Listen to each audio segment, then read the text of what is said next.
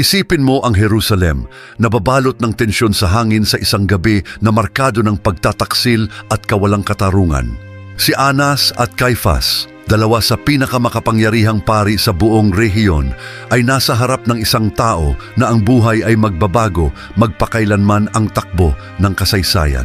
Si Jesus, ang anak ng Diyos na hinuhusgahan. Ang kanyang mga mata ay nagdadala ng isang hindi maipaliwanag na kapayapaan habang hinaharap ang matinding mga pag-alipusta at kasinungalingan.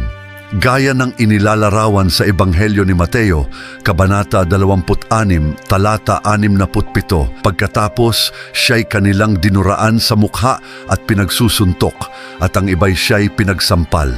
Si Anas at Caifas, bulag sa kapangyarihan at takot na mawalan ng kanilang impluensya, ay naging mga instrumento ng isang walang katulad na kawalang katarungan.